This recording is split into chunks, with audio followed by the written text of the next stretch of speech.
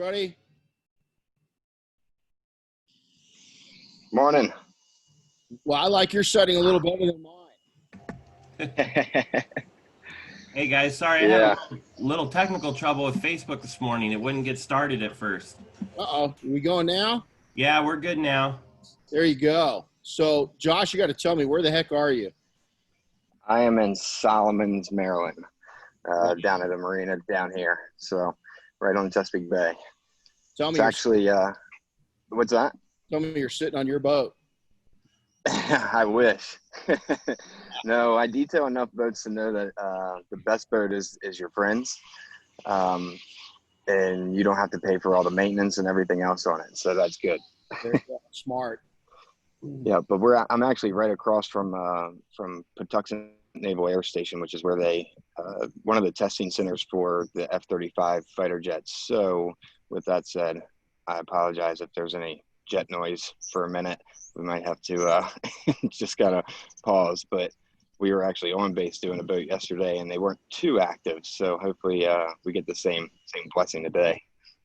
There you go. Well, you won't hear any complaints from me. That's a sound of freedom right there, baby.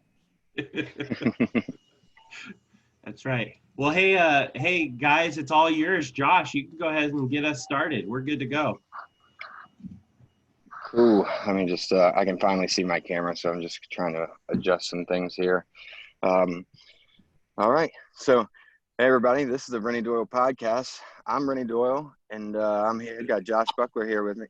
We're going to do a little role reversal here today. So, I'm Josh Buckler.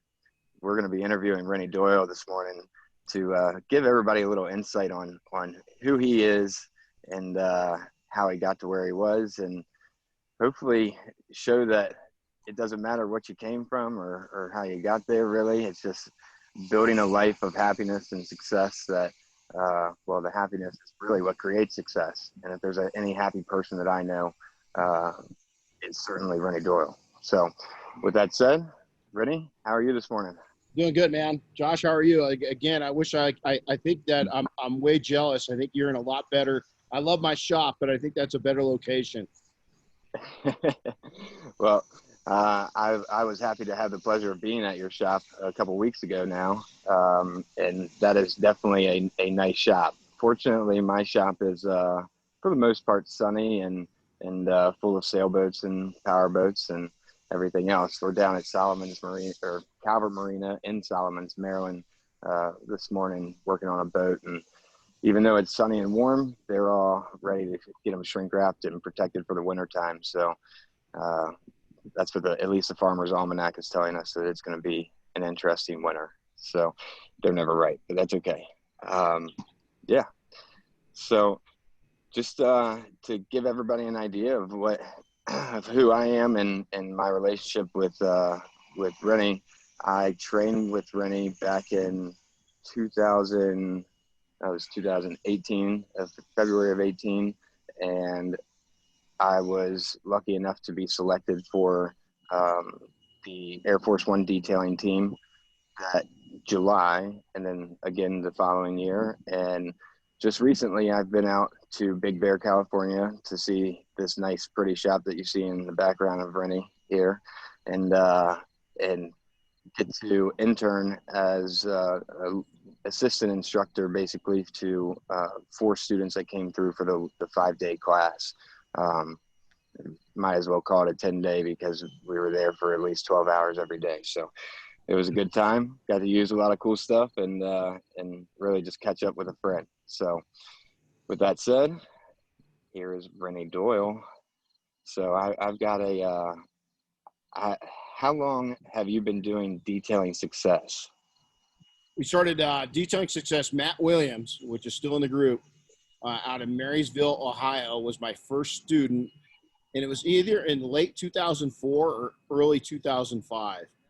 And we had, I was a lurker in the forums. There used to be forums back in the day when the internet first popped up, and I was so busy running shops, I really didn't partake in the forums. And about that time, I jumped on and started making comments. I wasn't just reading. And Matt sent me a message. I'd gotten it before if people want to come out and work at one of our shops with us. and kind of, tag along, learn. I don't even know if we were calling it training back then. But, for some reason, Matt was, fresh out of college. He had this hot new chick he was hanging out with. He'd started his new business. Flash forward, Matt married that hot new chick. A couple kids later, a couple houses later, built his own shop, and is actually working his way into another business as we speak. I think he's got it. So that was way back 04, 05. Seems like yesterday to me, but it's hard to believe that it's been a career for Matt.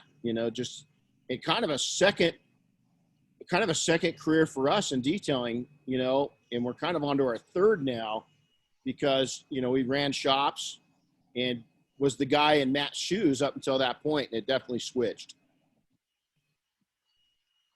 That's nice. So he was the first person you trained, right? We'd done a lot of open garages and kind of, small stuff, but, mainly with like do-it-yourselfers. And I was really taking aim at our own customer base at our different shops. We had six locations going, and we really promoted teaching people, believe it or not, proper car care, because if we could teach them to take better care of it, it was in better shape when we got a hold of it. But mostly you'd always have those 2 or 3 people lurking in the back of the shop that wanted no part of doing what we were doing.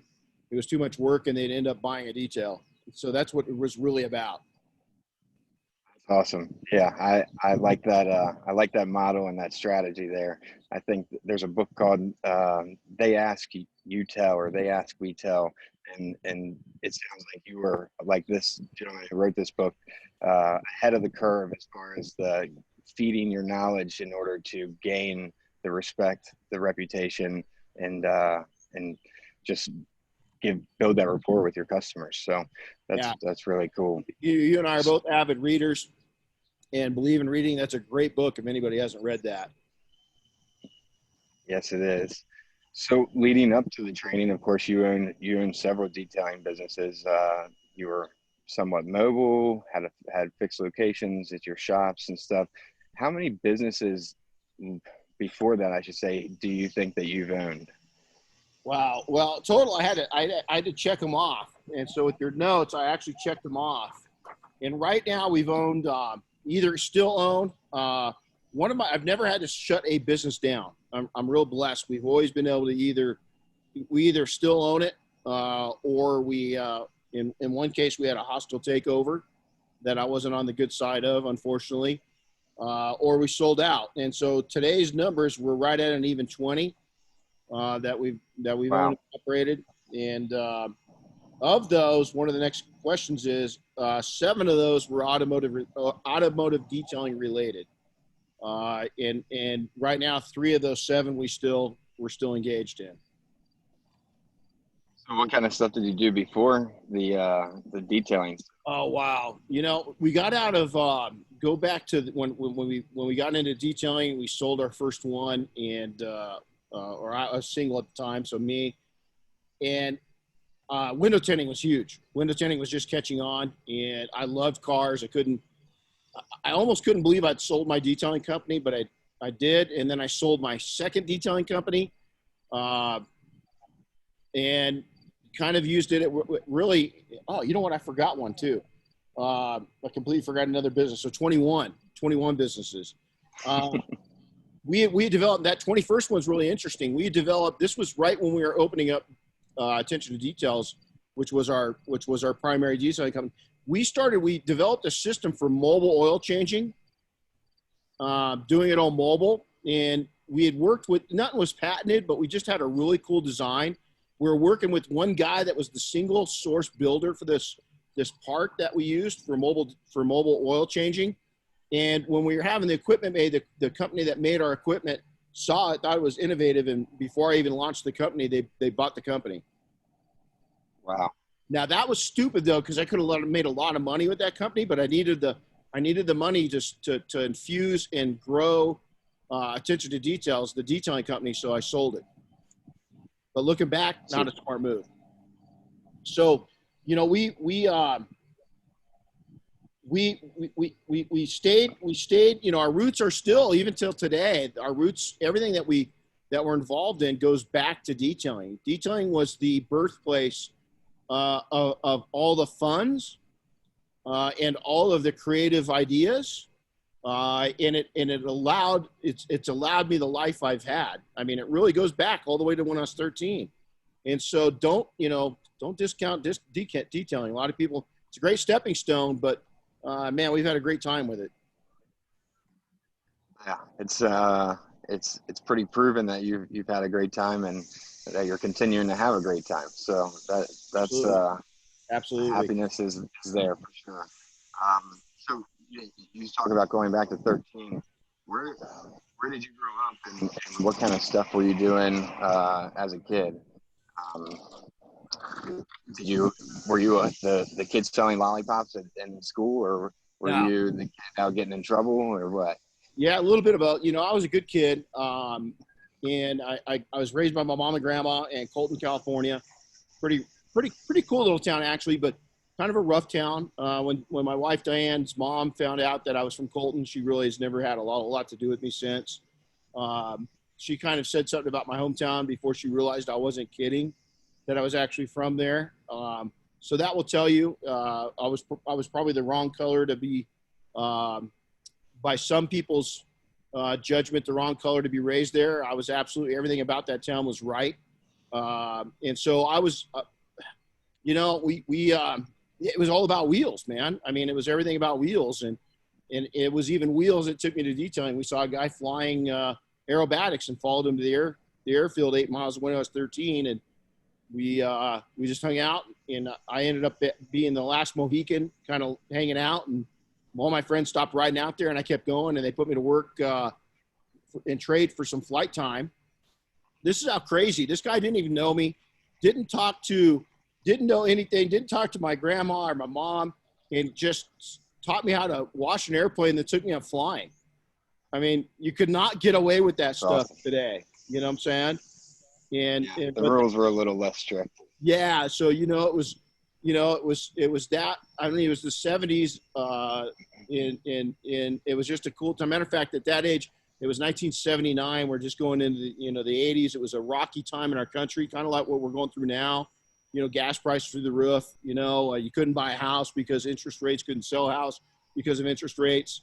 And I remember all that going on around me. But then at that same age, it's ironic because I was going back, and at 12, my world got rocked because I got caught not really even doing anything. We were kind of messing with people, would ring their doorbells and take off. Well, we did it to the wrong person, and they were the first family of our town, Manage Corporation. They still build roads here in Southern California, and the cops caught me. And I thought they thought I was a bad kid. They actually did. They put me in a place where kids were using drugs, and thank God about 24 hours in, they realized that I wasn't using drugs, and they sent me to a work camp.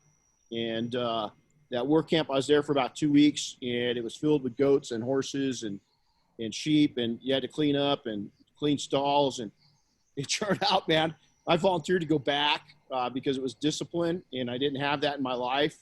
And I loved it, and I loved animals. And it was a tipping stone to where I knew I didn't want to ever get in trouble. You know what I'm saying? Does that make sense? Yep. And absolutely. And it also showed everybody around me that I had an incredible, including myself, I had an incredible work ethic, and I had an incredible mind to, believe it or not, lead others. Because these were some rough kids. I'm not the biggest dude in the world.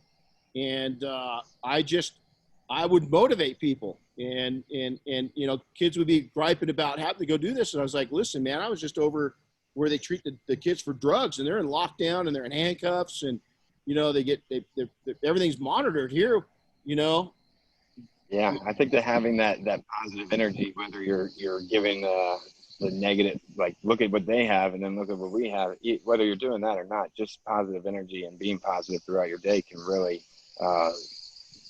elevate everybody around you, for sure. Absolutely, man. Hey, man, you're your own temperature gauge. And when you're freshly engaged to get married, congrats. Still, if you guys haven't watched the way that he did it, every male out there, you're going to be, I don't know, there's not too many men that have proposed in a way cooler way than he has. It was pretty awesome. I'm pretty proud of you. I've gone back since you Thank left. you. I watched that video two more times. And man, and it makes you, if that doesn't get your tears flowing in your eyes a little bit, I don't know what will, but it was pretty cool. But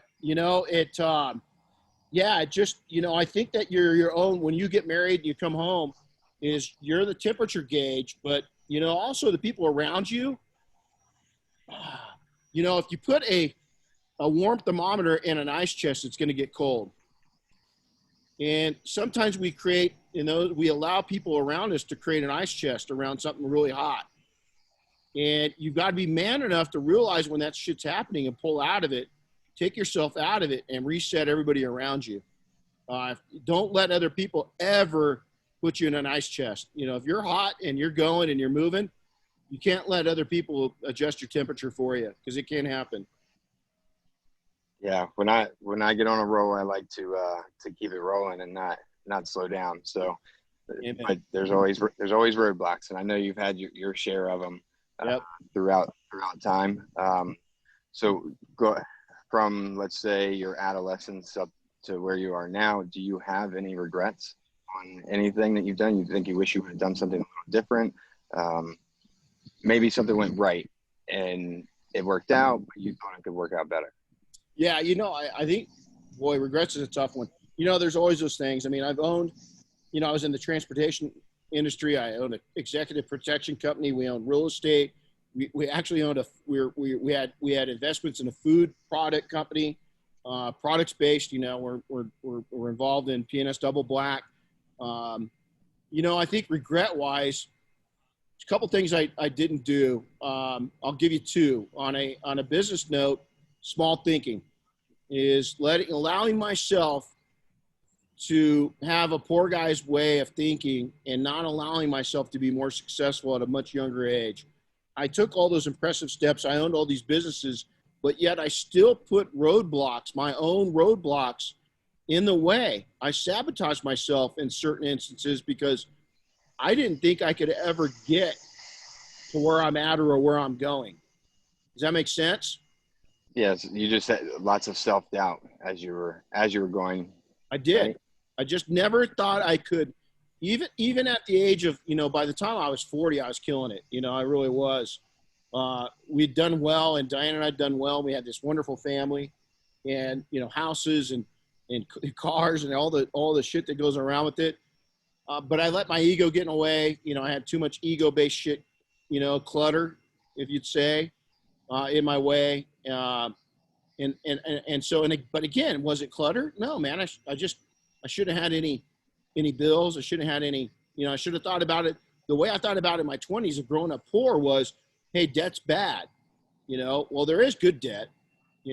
We've talked about that, you and me, many times. Is, we got a line of credit that we use here and there, and it's great debt because we can write it off. It allows us to grow the company.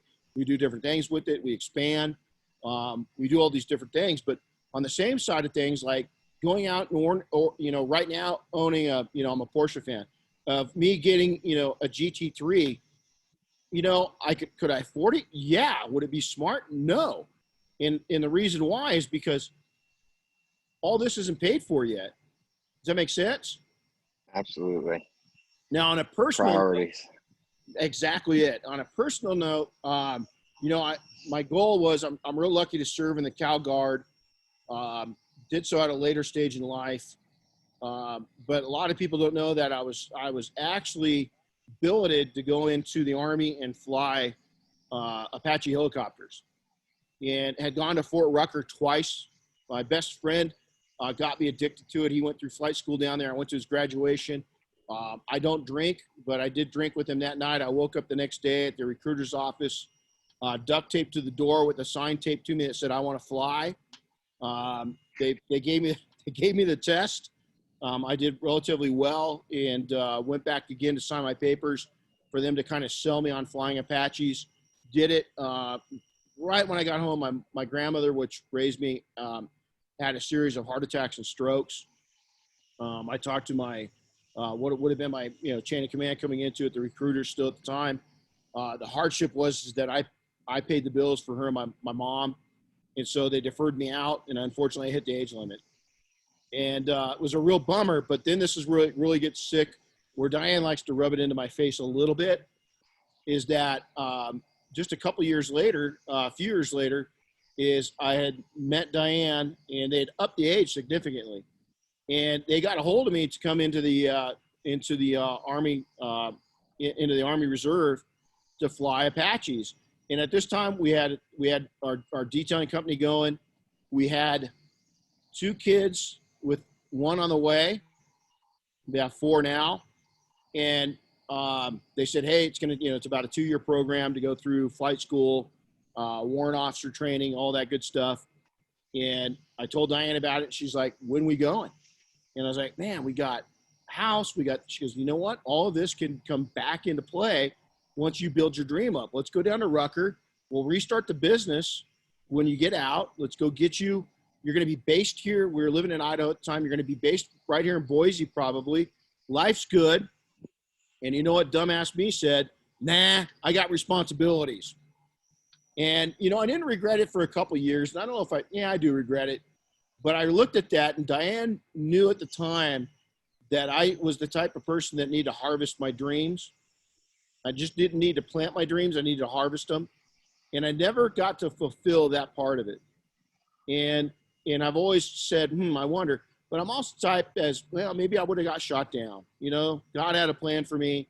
Wasn't to do that. I've touched people in other ways in the military, and life's pretty good still. And I still look at that, and would I change the uniform with a pilot? Yeah, probably, absolutely. Moral of the story is, if you're young and you have a dream and everybody around you is supporting you, it's you that's going to stop the dream, nobody else. That's pretty sound advice. That is definitely sound advice, because harvesting your ideas, that's something that kind of resonates with me, because I have a lot of ideas. It's hard for me to even enact or some kind of plan, because by the time I get a pen out and write it down, I've already got more ideas, whether it's for that idea or totally different. My attention span isn't the greatest. My fiance Nicole would tell you that. She's a very focused individual, as where I like to just fly by the seat of my pants, baby, basically. So I'm more like you. Yeah, but I'm more like you. I fly by the seat of my pants, but I write it down. I mean, this is one. Let's see. There's 1, 2, 3, 4, 7, 16 of these on my desk right now. My mind mapping sessions. I've got them all laid out and organized right now because nobody's here. And I was really lucky because Warren Buffett was a client of one of our companies. I got to meet him briefly a couple times, and I finally worked up the nerve to ask, at that time, the richest man in the world, if he had any sound advice for an entrepreneur. And he said, if it's not written, it's not happening. I've said it many times, and that's why everything gets put down on paper, because at some point, even if you don't have that piece of paper, you wrote it down, and I think it etches something in your head. And Josh, it might be that you're young, you're aggressive. It might be that idea is not ready, or you're not ready for that idea. So you're going to come back and plant that seed later in life and harvest it later when you are ready. And so don't beat yourself up if you can't get to the ones that make the most sense for where you're at in your journey right now. Yeah, that's a work in progress for sure, but as is life and everything we do along our story. So Absolutely. Yeah. Well, so moving along a little here, let's pivot to a different topic here. So you're a founders member, or a founders club member of the IDA. Mm-hmm. Can you tell me about your history with the IDA? My history with the IDA was I was one of those guys sitting on the sidelines. When they say founding member, I wasn't one of the first big time believers in it. Matter of fact, I was one of the most critical people of what they were doing, because I lived through so many so many attempts for other people to selfishly and self-centeredly build an organization that I was real cautious is that all these fine gentlemen that did put that effort into the IDA were doing it for the right reasons.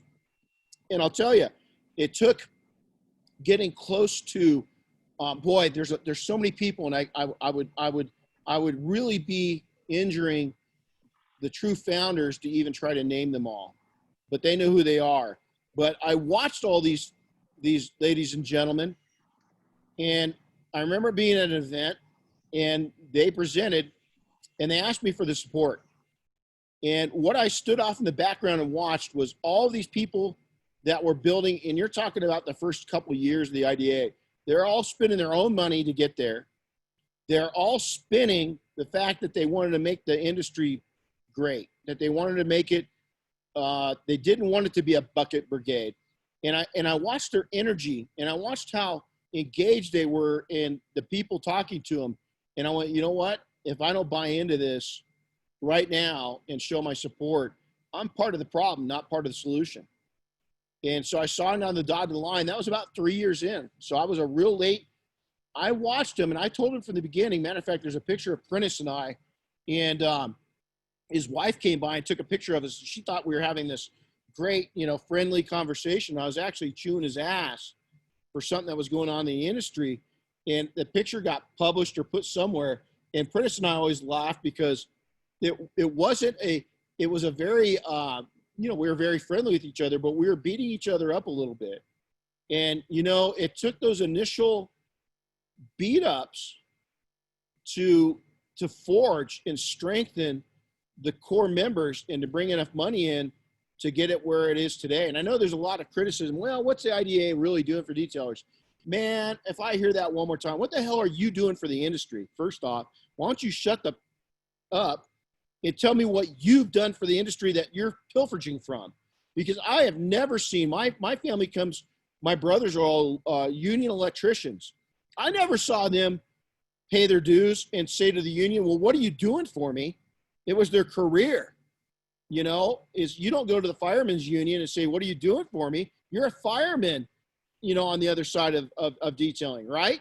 And so these detailers are so short-minded that say, what are you doing for me? No, what are you doing for the industry? The IDA, to me, has legitimized so much within the industry, and by bringing unity and a baseline of knowledge and skills, they've come so far. And everybody says, well, they're not doing enough. Well, what are you doing to help them? Oh, you send an email. That's nice. Why don't you donate your time? We don't need your money. You know what we need more than anything? The IDA, we need your money too, right? We need dues. And I'm not saying that to be a smart ass. First off, nobody owns the IDA. It's a non-for-profit organization. Nobody owns it. Second off, they don't run at a very high, they have like no full-time employees. They've got an association company that helps run them, and it's all part-time. Second off, they run a lot of part-time, or they run a lot of associations non-for-profit too. So it's not like that one company is we're paying all their salaries. It's just no, they got a whole group of these small associations like ours that they run, and together they're able to chip out a profit for their company. And it's the best deal that you could ever. And again, it goes back to these founding these. I can think of about a dozen people that really. There's probably started out with 4 to 6 of them, and then it went up to about a dozen. And again, I'm not going to even clarify myself in that first dozen. I was a late bloomer. I was judgmental as hell. But you know what? That's okay, because we needed that too. We needed people on the outside to go and hold on, is this legitimate? And there was a lot of us. There was a lot of us that were on the outside looking in, and we all, once we saw what was going on, we bought in, and we bought in hard. Now, since then, Diane and I we invest a lot of time into the IDA, into the training programs, into the Founders Club. I was honored to get, voted in as a Hall of Fame member last year, first graduated class. But here's the deal. Again, don't show me what you can do with your checkbook. Show me what you can do with your time, because we need people's engagement in this group worse than we need anything. Yeah, that's 100% true. So I am the chairperson for the Marketing Communications Committee for the IDA. So shameless plug for the IDA here in this interview, but that's Let my me job. turn this around to you. What has the IDA done for you? Let's speak about from an operator standpoint. That's a great question. So for me, having the knowledge from other people that are involved, I mean, you can't look from the outside in and not understand the relationships that are there that you build going to whether it's going to expos or being a part of some of the meet and greets that the IDA does. Really, it's just having something to back you or to back your business, like a certification when you become a certified detailer or a skills validated detailer. There's validity, but you can't just go to training or take the test, I should say. You can't just take the test and then expect, okay, now all of a sudden the IDA is going to help me. You have to market yourself. Everything you do in your life, whether it's meeting your first friend in kindergarten or building your first business at 18 years old, everything you do in your life is about marketing.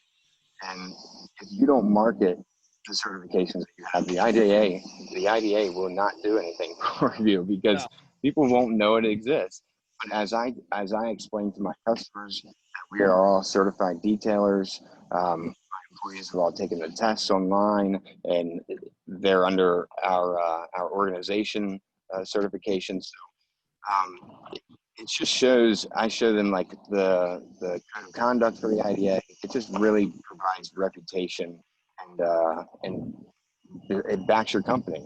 The job that we were at yesterday, detailing a boat, actually on base at Patuxent Naval Air Station, he said, I had a guy come out and did a test spot on my boat, excuse me, and it was, and then I never heard back from him. And then he said, I had another guy come out. We got to the background check at the office to get his pass. And when I got there, I walked up and he was in handcuffs because he had a warrant for his arrest.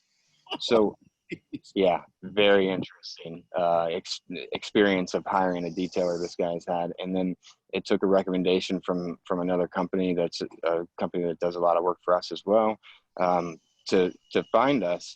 And of course I'm going, well, why the heck didn't he, like, if you would have just searched on Google, but he was looking for somebody to back another person.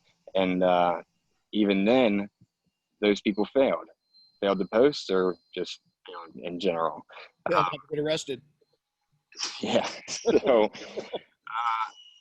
being able to explain over the phone, like, we're all certified, we're insured, of course, but what the core values are for the IDA in general, it really just provides accreditation to what you're doing, shows that you're a true professional and someone who is dedicated to your industry. If you just stand on the sidelines of the IDA, question what it's going to do for you, then that's okay. I would spend more time working on your business, but not so much bashing the IDA or anything like that. But they're not going to reach out to 100 people for you when you could just make a post on Facebook and reach 1,000 people.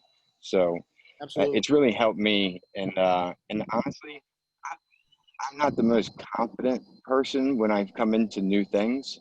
So it's really helped build my confidence and knowing that, look, I'm backed by the IDA basically because I'm certified, skills validated.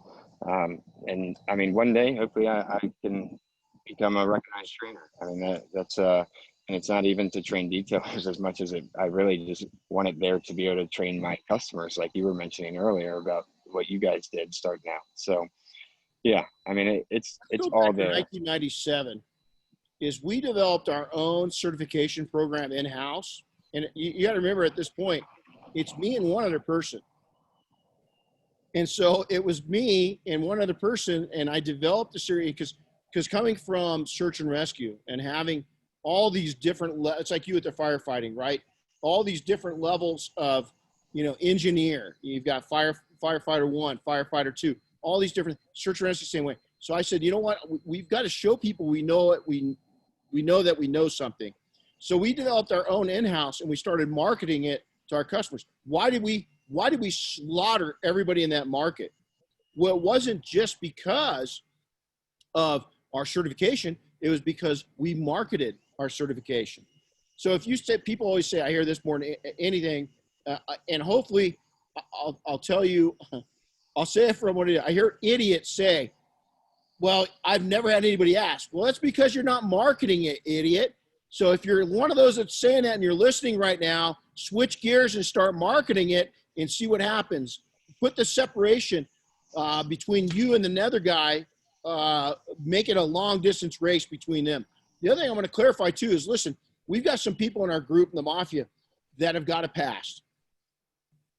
I don't want to ever sound like, and we didn't intend this to ever come out, is, listen, that guy got arrested. We don't know his story, right? Shame on him for being in business, but we don't know what he did. Here's the deal. If you got a spotty past, clean it up. And if you got a spotty past, make it right. I don't give a shit about what you did in the past. I care about what you're doing right now and what you're going to do in the future. And so, you know, if you've done things, we all have. We've all got something in the old closet that we're not real proud of. Some are a little deeper than others, you know, and that's okay too, because some of my best friends, both in personal life and in the detailing industry, have done shit that in their younger days, they're not real proud of. But you know what? They're some of the best people in the world. How cool is that? And that's something there. I mean, that's about the network of people that you're around. I mean, you have these guys who, I've met people that I would never in a million years have talked to if it weren't for attending like Mobile Tech Expo or being a part of the IDA and just hearing people's stories. Or if I see somebody who's like posting on social media nonstop, and it's like, man, who are you? Like, what'd you do? And that gets me genuinely interested. And then I start to learn about people, and there's a lot to be said about having conversations with people, even if they haven't even cleaned up their past yet. I mean, you can learn a lot. I mean, just seeing where people come from is a big part of what I believe in, and being. You know, it's funny. I'll get you just, man, Josh, you just hit something, even if you haven't cleaned it up yet. You know, Bob Phillips and Dave Phillips, you know, P&S owners, is Bob and Dave. I mean, I'm sure that their family had issues, but you know, Bob and Dave, we're all, the three of us are similar ages. And for a guy that didn't grow up with a family, you know, I grew up with mom and grandma, and I always knew I was loved. I always knew my mom and grandma, but we didn't have much, you know. They did the best they could with us. But I look at the Phillips family and I'm like, oh my God, this family's just, I mean, they're so, I admire them. You know, I really, really, truly do.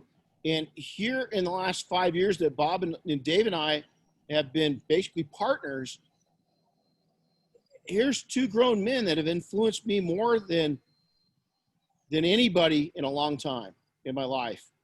And they didn't come into my life until I was damn near 50. It's never too late to be influenced in the right ways. Is that in you know, Bob's just a great guy. He always tells me that I influence him too. I'm not sure how, because he calls me 14 a lot. You know, I hear that a lot. But we are opposite personalities, and we balance each other out quite well. You know, it's just, don't ever give up on yourself. Is even if you grow up, you know, and again, I'm sure Bob and Dave, their families, and I know from being close to them, it's not perfect. It's not a perfect family, but it's damn near close, you know, from where I came from. And I'm not jealous of that. What I decided to do was adopt some of that. Does that make sense? Absolutely. And it's changed my personal life, and it's changed the way that Bob conducts himself.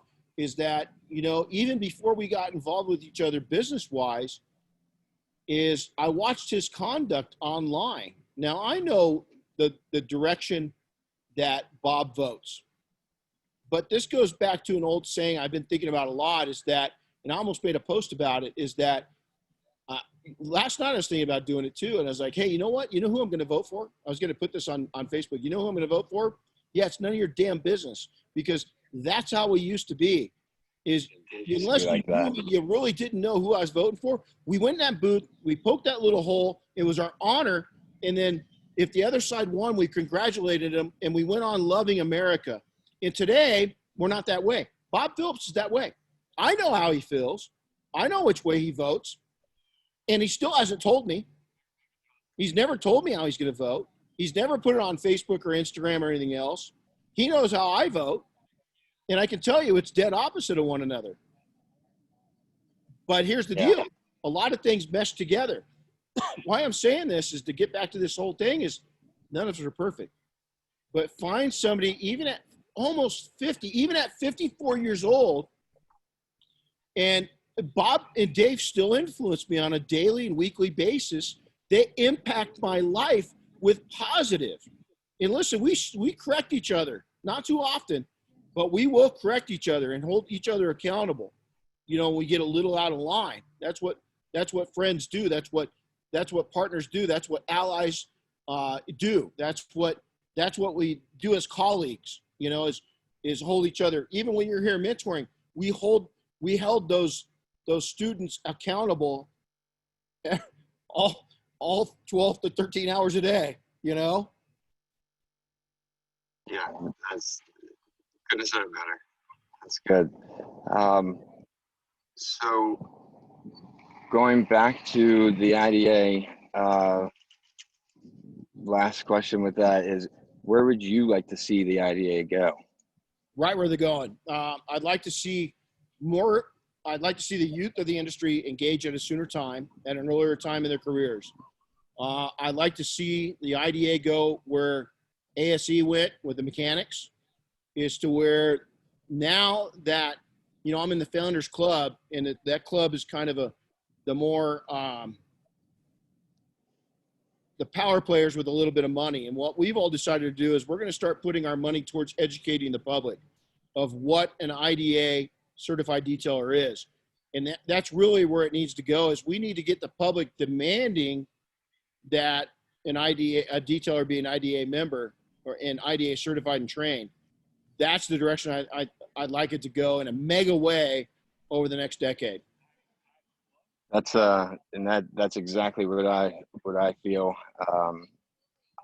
So coming into this year, I didn't think that our committee was doing a whole heck of a lot of action items, or taking action, I should say. And that's normal because we were meeting once a month. We just kind of were. There's I don't want to say a lack of follow through, because we were all certainly working hard towards what we said we would work towards, but I thought that we could do a little more. And I kept hearing this: what does the IDA do for me? Why should I join? Why should I get certified? Blah blah blah. And like you, I got a little sick of it, and I was like, well, first, the website is geared towards detailers. And yeah, we came up with like one page for like a frequently asked question for the customer, but navigating that website is a little tricky to begin with. So I wanted to focus on consumer awareness. I wanted our customers, my customers as an operator, to know, like when I search online, the IDA comes up and they're like, is this guy certified, or is he a fly-by-night, no insurance, gonna screw you over, not show up? I wanted the IDA to focus on getting our message out to the consumers. It's time. We've built our community up. We've really gained in members and strength across the world, not just the United States or Mexico or Canada, everywhere. We're in a lot of countries. I wish I remember the exact number, but over 100. Oh yeah, it's over 100 countries now. So with that said, I really wanted to have a user-friendly interface for our consumers to learn. They weren't going to learn, but with one frequently asked question page. I want them to be able to learn, and I want them to be able to find somebody. So that's what we're currently working on, is building the consumer-facing website. And man, I wait till you. We've got a great opportunity with a guy who is going to design this stuff out for us and really help us out with getting recognized immediately. And just fun fact, he pulled a rank system on the IDA's current website, and our backlink structure, or our backlink score, is relative to the numbers of people who are searching for it and everything. Our backlink score is greater than McGuire's. We Wow. have, yeah, but we're still, I don't know, like we're still just not really popping up for what they're, so we're going to fix that, and we're going to create an entirely new site. And this is where, when people consider the money, like, why do I want to be a member? I have to pay this money every year. It was like $110 or something. This is where that money goes towards, along with our sponsors' money, of course, and helping build the IDA so that we can build the industry up. And then everybody's prices can be higher. Let me hit on something. And I remember the days pulling up to the gas pump and praying that my ATM card would work to put gas in my work van. I remember coming home and being a little nervous to tell Diane that my last customer of the day wasn't there to give me a check, and we had to go buy groceries. I remember having to work a job for 3 winters out of my first 3 seasons. I remember Diane working at a restaurant during the night, me coming home watching the kids during the night, her working during the night, me working during the day. I remember those struggles, and I remember them like it was yesterday, because believe it or not, it will be yesterday. We all age, and hopefully we age, and as we mature in the company and so forth. But going back, the one thing I never, ever, ever, ever minded investing in was knowledge and other people's input. And I'm telling you, if you can't spend that money and get a return on it within the first month or 2 that you're in the IDA, do me a favor, drop what you're doing, sell all your equipment, sell all your products, and go get into something, go get a job. Honestly, Yeah.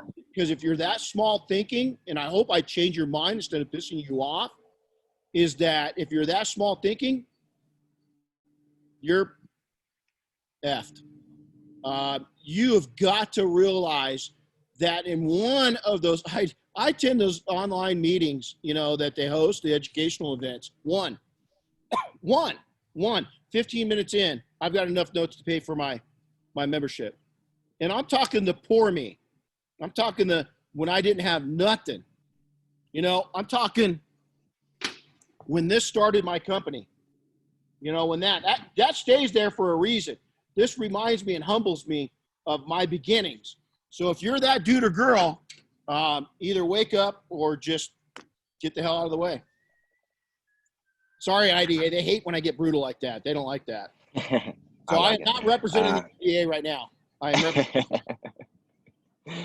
Yeah. So man, if I would have started, fortunately I had my badass parents to back me up and help me through those tough times, the exact times that you were talking about, because I started when I was 19, and while I'm sure I was eager to get out of the house, I was still there, and they still helped me. If times were tough, especially in the winter and stuff, I had that, and I feel blessed to have that. But yeah, I mean, I wish that I found the IDA. I wish that I had met Nicole 10, 11 years ago when I started my company.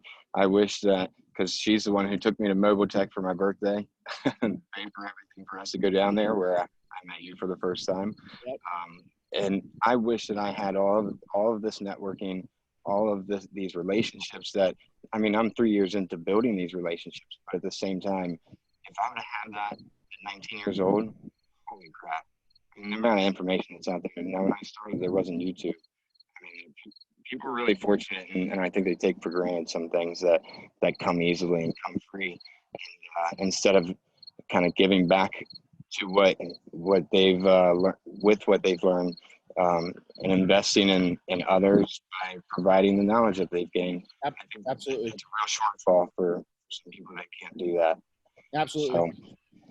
So moving on though, the IDA, the detailing, I mean, you've done quite a lot. You've had a lot of successes in your life. I know that you've had your failures, and we touched on some of them. I'd like to talk about you personally, your stuff that you like to do for fun and all that good stuff. So just changing topics a little here. What are your favorite things to do when you're not being pulled in 1,000 directions? Well, I'm very proud to be a citizen soldier in the Cal Guard. I actually run the the ground search and rescue, civilian search and rescue side of things at the Guard right now.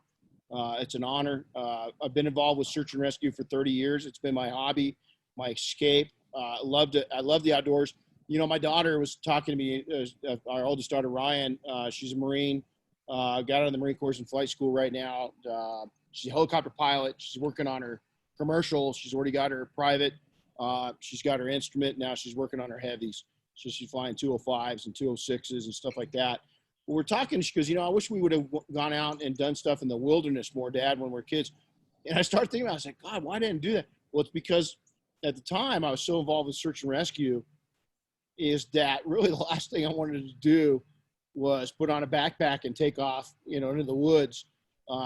But, you know, as I've gotten older, that's exactly, if I could escape, you know, I do that as often as I can. So the outdoors, anything, you know, I love to ride. I've got a trail bike, motorcycle, love to ski, you know, double black, PNS double black's named after Bob, Dave, and I are extreme skiers. You know, I love to spend time with, we got a 16-year-old daughter. She's got a boyfriend, so we're kind of low on the totem pole, you know, for priorities. But they do hang out here a lot. He's a good kid. She's a great kid. You know, we watch our older kids. Our son got out of the Marine Corps about a year and a half ago. He's got a little boy that's pretty cool. So we're grandparents. Getting to see him now is pretty cool. And then our middle daughter's back towards you. She was just recently commissioned an officer in the Air Force. So she's on the flight line. She's I believe, I don't know what her actual job title is. So those are all fun things. But, you know, I love reading. I love music. Eddie Van Halen died yesterday. It was a very emotional day. One of my best friends, Scott, was good friends with the band Van Halen. And I got to see Van Halen in concert a couple times, got to meet the band for a brief second. There's actually a live recording of a concert that we were at, and we were up front. And Eddie Van Halen and David Lee Roth were out at the edge of the stage, and they had been with my buddy Scott the night before, and they're laughing about something, and the little bit of laughter got recorded on the live version. And so last night, and I lost Scott the week before our youngest daughter was born, so 16 years ago, he died. So yesterday was an emotional day because I'm really into music, but it was an emotional day because Scott was one of the most three important people. Music, I play it constantly, you know, like a lot of us do. My grandma, my big brother Randy, and Scott were the influences of my music. And so yesterday was weird because, you know, with him dying, I didn't have a connection, you know, necessarily other than being a huge fan of Van Halen, but having that connection with Scott, which had a really tight connection, losing him and never because he died, I never even got to go to his memorial because our daughter was born a week later. I couldn't leave to go to his memorial, you know? And so it was a weird emotion. So I love music. I love people. You know, I love working out. You know, I've had a thyroid disorder for about a year that's really set me back, but thank God that's, you know, they've got it figured out. I'm mending and getting my body and my mind back. And then, you know, I love business. I love this strategy. You know, so many people, especially in our industry, play checkers. And I was a checkers player when I first got into it, but I realized really quickly by being exactly, Josh, what you mentioned earlier about being around other people. I always hung out with the oldest guys in the crowd and the smartest guy. I wanted to be the dumbest dude at the table. So everybody would always, you know, my friends would always, while they're out partying and hanging out and going after chicks and this and that, I was at real boring events. But I was building up my arsenal of knowledge through these, you know, when you're young, you know, you know, you've been able to build up you're a growing library. But when these, you know, but like right now, I'm 50 plus years old. I think I've got a lot of years left in me. Carroll Shelby went all the way until he's, you know, 80. And so I have no reason to think that I'm not going to do the same. I can't tell you that we'll be doing exactly what we're doing now, but we'll be doing something fun. But here's the deal is that I've built up this library of information. Why do you want to go and hang out with somebody that's got a book of information while there's libraries walking around you? And so I still, to this point, you know, when I got inducted into the Hall of Fame, I was the youngest dude up there. And Bud Abraham looked over me and he goes, "How old are you?" And I said, 53. And he goes, "What the hell are you going to do for the next 30 years?" You know? And I said, "I don't know. I go become a Hall of Famer in another industry. I don't know. I really don't. I really don't know where you go from there. But all I can tell you is that, look, I love the ride." Yeah. And that's part of happiness is enjoying what you're doing as you're doing it and not looking back and going, "Oh, those are good times," but actually saying, "Hell yeah, I'm having a good time." And that's I can tell that you have a good time. When I was out there, I walked outside the shop.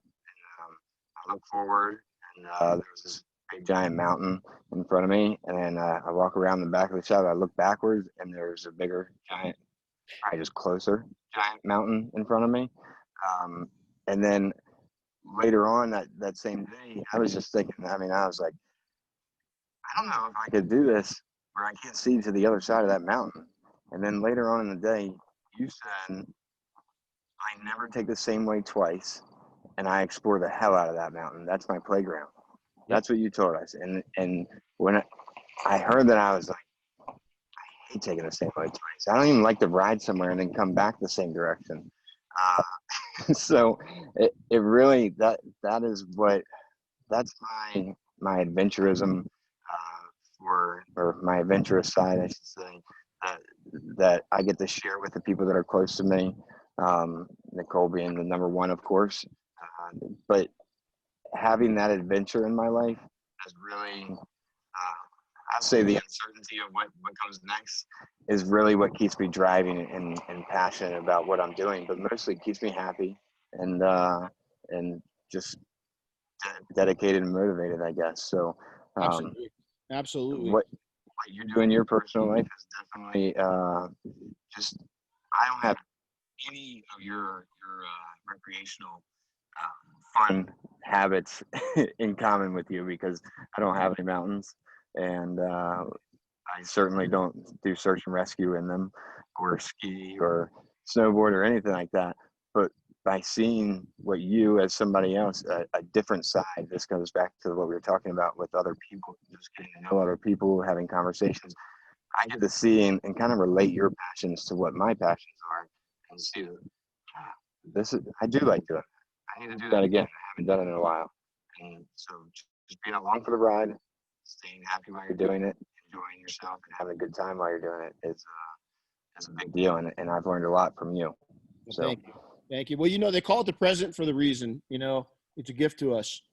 And I've learned that one of my middle daughter, that's now, she's an amazing girl. She got a full ride scholarship. All my kids are amazing. But she got a full ride scholarship for the Air Force. And I'll never forget, she nailed me on something. This was about 3 years ago. And she goes, "Dad, you know what I've learned about you?"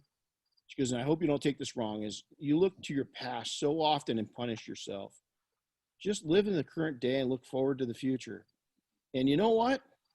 I never got upset at her. I was upset at myself, because when she said that, I realized, boy, I look in that rearview mirror a lot, and I judge myself, and I probably judged others pretty heavy.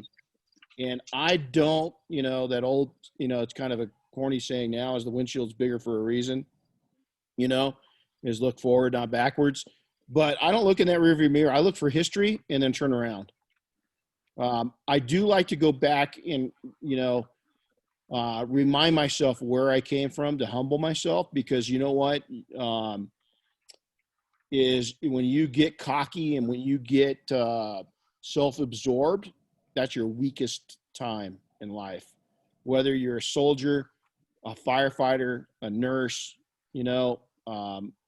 anything, an entrepreneur, when you get to be your biggest fan and you are willing to step on other people, that's what I hate about forums. You're the weakest source, and you're the closest to being a cockroach in your life that you've ever been, is keep your ego in check, and remember that everybody was new at one time, including you, and turn around, shut your freaking mouth, and help somebody. Yeah, that's right. When I was in the fire department training academy, they always said, "Shut your mouth and open your eyes and ears," and That's while these guys are reading your wasteful comment on a forum or something like that, or Facebook or whatever, while they're reading your pointless complaining, it's not benefited anybody. They're also reading the one below it that is providing them value and education to their lives. And if you're going to take the time to write pointless comments, then you just know that you could have spent it paying attention to what was going on. And I don't always judge people that do that, but when I see a pattern going and you see people in the industry that constantly do that, or they have to down other people. Maybe, as I've gotten older now, I could have never imagined taking and sitting next to a person my age and calling them old. That would have never came out of my vocabulary because I didn't think that. I still don't. I don't look at an 85-year-old dude and think he's old. I look at an 85-year-old person and think, holy crap, there's some 85-year-old people that are pretty stale, right? But there's a lot of 85-year-old people. Look, my mom died in a facility last year, and we became friends with so many of the residents that were near her that were in the same situation, in a hospice situation, that had nobody to come visit them. And when you talk to them, one gentleman was one of the first black Air Force officers when the Air Force was formed. When are you going to meet him again? You know what I'm saying? Another lady was super, super sweet, almost 90 years old, just didn't have any family left. And to talk to her, she just wanted to have a conversation. She could carry on. She had no business being in hospice. They just had nowhere else to put her. She was still very healthy and viable and vital and loving. And, it's just a shame that more people don't look at both youth, because boy, that's the thing with my generation. Oh, this damn millennials. And, bullshit, man. This generation is probably one of the smartest generations to ever come up through. Also, I think I love their work ethic. Those that have got it together, it's like any generation. You're going to be looking at 20% have got their shit together. 1 or 2% is going to really have their shit together, and the rest is figuring life out. I don't think that's changed much. I really don't. I don't think it's changed much.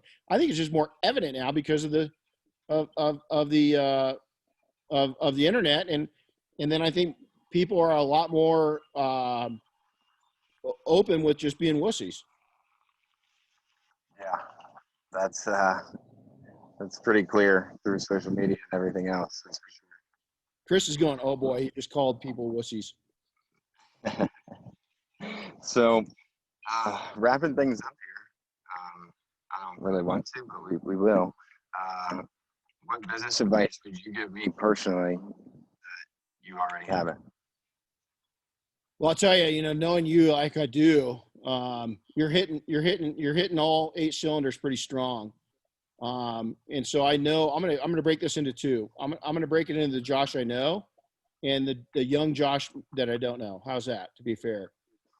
Okay. So the Josh I know that's determined, that's well-read, that's studied, that's got a partner that backs both his direction and he backs her direction. I think that's really important, that you're not trying to readjust her of who she is, and she's not trying to readjust you of who you are. You're very driven. I think that knowing how driven you are is that I would tell you to take a deep breath. It's going to happen. It's not going to happen overnight. Is to enjoy the ride, smile a lot, the company's going to build, the profit's going to be built. Don't ever be afraid to raise your price. Don't ever be ashamed to give a higher price, and charge what you're worth, every damn penny of it, because people are going to pay. Now, the Josh I don't know, let's take somebody that's your age, that's young, that's getting into business, is I would tell them that you're bigger than anything that you think you are. Is that your biggest enemy is you, and you can charge more than what you think you can. You could probably double your prices and be okay. Don't give up your day job. I kept a part-time job in the winter months to keep myself alive for 3 years. Don't be afraid to do that. Save and save money. So every time you bring in $1, take 20, 25, 30, 40, 50% of that and put it away. Plan, write it down, get educated, be 2,000% engaged. If you're not 2,000% engaged, definitely don't hire anybody. Which leads to Don't hire somebody until you're ready and you can be the boss that you want to be. Hiring people right now is to find somebody good is really tough. Till you build up your culture, till you build up your core values, till you build up till you build up your income to where you can do it above board. All this bullshit under the table is going to get you in trouble. I mean, did I do it for a very short time? Yeah. Am I proud of that? I don't think it's indifferent. I had to pay a buddy of mine under the table when I first got started, but you're talking about the first year, and it was a very short time. Get above the table, pay taxes, pay your taxes, pay taxes on the people that you employ, pay well, make it a cool environment to work in, give them benefits, be the boss of the company that you want to be. If you can't be that, you're not ready to hire.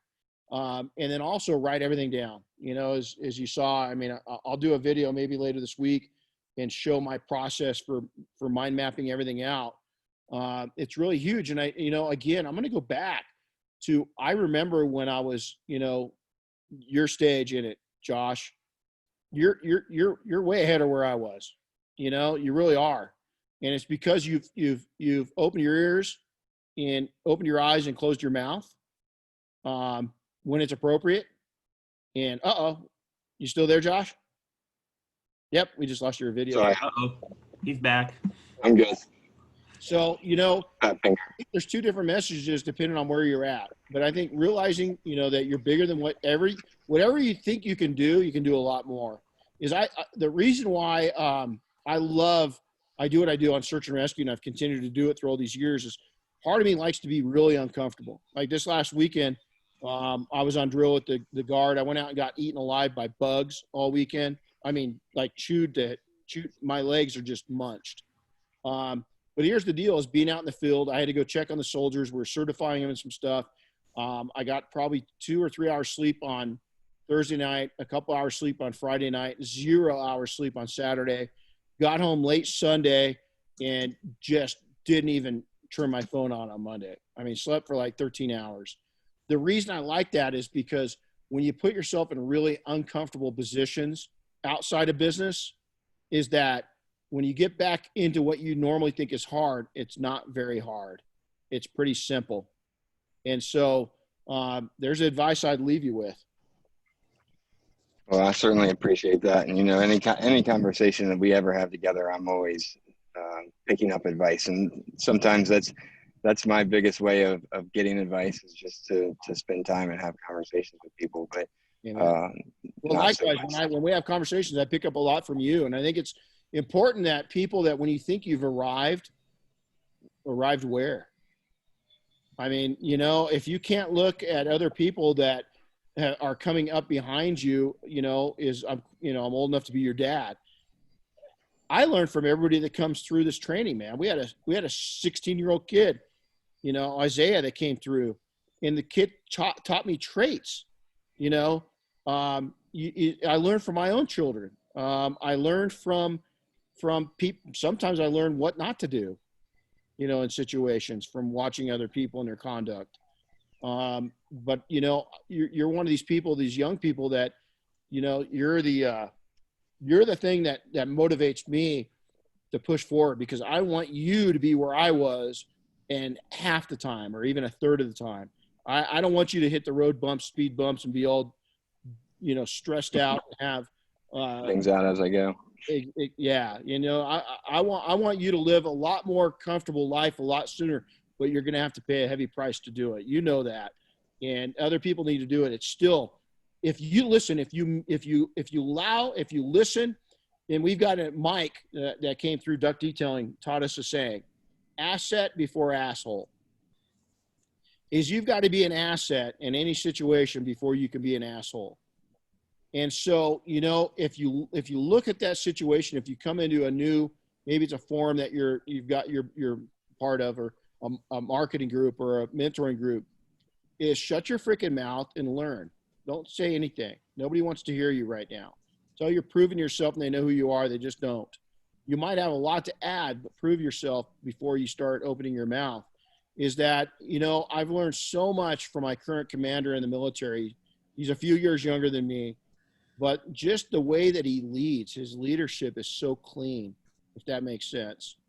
I've learned from our EXO, which is a lot younger than me, you know, he's 14 years younger than me, is that I've learned that friendship, relationship before rank is so important, is because he loves everybody under his command. And how refreshing is it that a 50-something-year-old dude can learn from a 40-something-year-old dude and a guy that just turned 40. And then I can go all the way down to Josh. How old are you? 29? 30. 30. So again, I can take a guy like you that's 30, and I can take and see values and qualities in you that I can utilize in my own life and in my own businesses. Keep that open mind your whole career. Thank you. And I appreciate you sitting down so I could talk to you and for everybody else to see who the real Renny Doyle is. Yeah. And see the compassion that you have. We all know that you, if you watch all of your Facebook Lives or your YouTubes, everybody understands that you're passionate for detailing, but the passion for success is what is actually there. And it's important that people understand that.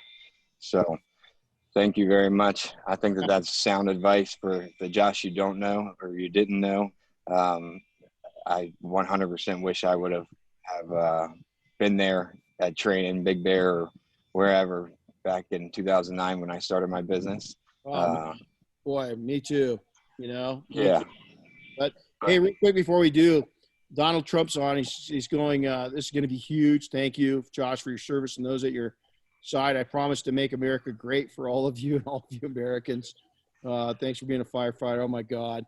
I think I know. I think this is the short Latino version of Donald Trump, without near as much hair. John says, "Morning all." Haram says, "Mr. Lopez, good morning." Chris Woolman, let's go through. Jerome Holland, good morning. Hey, buddy. Detail Warrior, good morning. God bless you too, buddy. Nicole, good morning. He's pretty great, ain't he? She agreed your attention span sucks. Yeah. And so, you know, amen. Detail Warrior says, Renny, it's never too late to be influenced. It's not. Matter of fact, it's a shame to not be influenced during your whole life. And then, it's never too late to be influenced or to influence others. That's it. And that's the biggest thing is, even as a young person, is don't think that because you're young and you're youthful, you've got an edge. Is that, you know, my fight isn't as strong as it was, but I think that all my kids will tell you, and anybody in our unit will tell you that my recovery is a little longer than what it used to be. But my drive is almost unmatched. And so if you're going to get in a battle, whether that be in a physical altercation, a war, you know, a search and rescue situation or a survival situation, or in this case, business, with somebody that is more seasoned than you, you better be careful.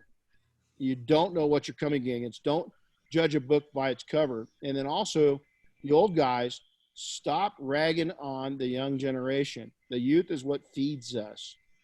Latch on to that and let them keep you youthful, you old biddy.